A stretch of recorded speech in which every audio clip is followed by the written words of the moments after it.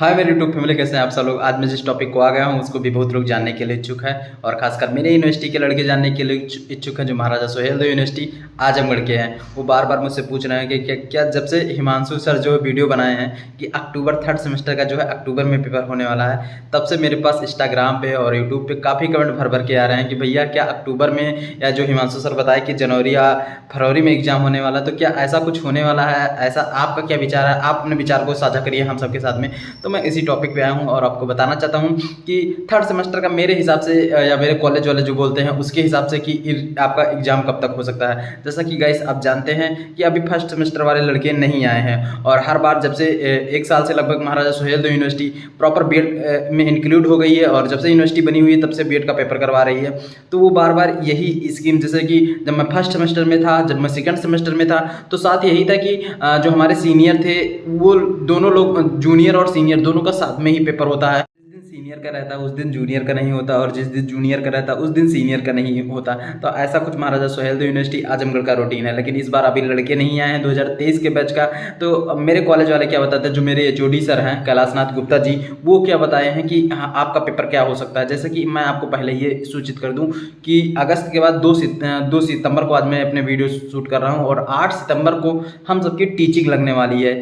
हर बार जो है टीचिंग महाराजा सुहेलदेव यूनिवर्सिटी जो मेरे सीनियर थे उन सबका जो है टीचिंग का कार्यक्रम 40 दिनों का चला हुआ था। 40 दिनों में उनकी 40 दिन जाके 2 महीने में कंप्लीट हुआ था। मैं इसी मुद्दे को आपको समझा के तब मुद्दे की बात पे आना चाहता हूँ, मतलब फाइनल बताना चाहता हूँ कि कब तक मतलब आपका पेपर हो सकता है थर्ड सेमेस्टर का, मेरे हिसाब से या मेरे कॉलेज के हिसाब से।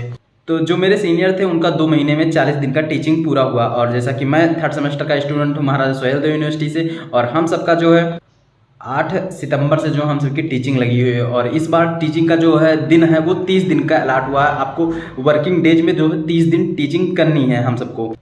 तो जहाँ तक मुझे लगता है कि हम सबका टीचिंग जो है वो पूरा अक्टूबर लास्ट तक ही चला जाएगा। लास्ट अक्टूबर तक जाके 30 दिनों की टीचिंग कंप्लीट होगी।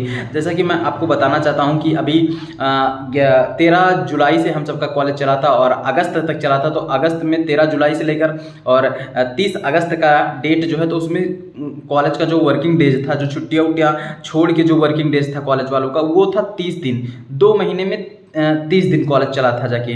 तो ऐसा कुछ रूटीन है, तो उसी हिसाब से मैं निर्धारण कर सकता हूँ कि जैसे कि मेरा 8 सितंबर से टीचिंग लगने वाली है और 30 दिन जोड़ा जाए तो मुझे लगता है कि जाके अक्टूबर लास्ट तक जा सकता है। 100 to 100% यही से हो रहा है, क्योंकि आने वाले समय में जो है काफ़ी त्यौहार है और त्यौहार होने की वजह से काफ़ी छुट्टियाँ पड़ने वाली हैं आने वाले समय में। और जैसे भी कुछ भी सरकारी छुट्टी होती है तो तुरंत हम सबका जो है छुट्टी हो जाती है। तो जिस हिसाब से छुट्टी होगी तो 30 दिन पूरा करने में मुझे जहाँ तक लगता है कि 2 महीने से कम नहीं लगेगा। और 2 महीना जब तक कंप्लीट नहीं होगा, जब तक हम सबकी टीचिंग नहीं हो जाएगी, मेन चीज़ कहने का मतलब ये है कि जब तक टीचिंग हम सबकी कंप्लीट नहीं हो जाएगी तब तक थर्ड सेमेस्टर का पेपर होना बहुत मुश्किल की बात है।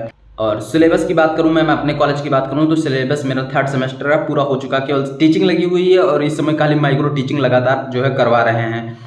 अब मैं आपको बताना चाहता हूँ कि मेरे हिसाब से आपका जो है कब तक हो सकता है। तो अगर 2023 के जूनियर के लड़कों का जो है इंक्लूड करवा के जो है पेपर करवाएंगे तो वो जाएगा जनवरी फरवरी तक चला जाएगा। जैसे कि अगली बार भी देखे होंगे आप लोग कि हम सब जाके नवंबर में हम सबका एडमिशन हुआ था और जाके हम सबका 8 फरवरी से पेपर हुआ था।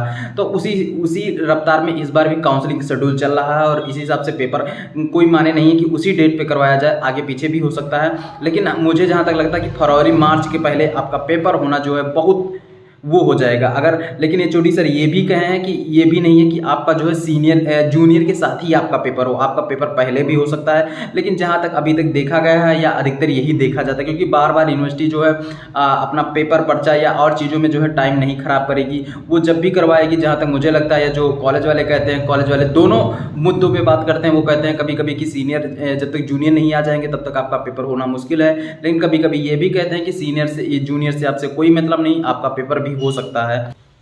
तो गाइस अगर आप ये जान लीजिए कि अगर आपका पेपर हो जाता है, जूनियर के आने से पहले आपका पेपर हो जाता है तो कोई बात नहीं, लेकिन अगर जूनियर और सीनियर दोनों लोगों का साथ में पेपर करवाया जाएगा तो वो जान लीजिए कि फरवरी मार्च के पहले आपका पेपर होना बहुत बहुत मुश्किल है।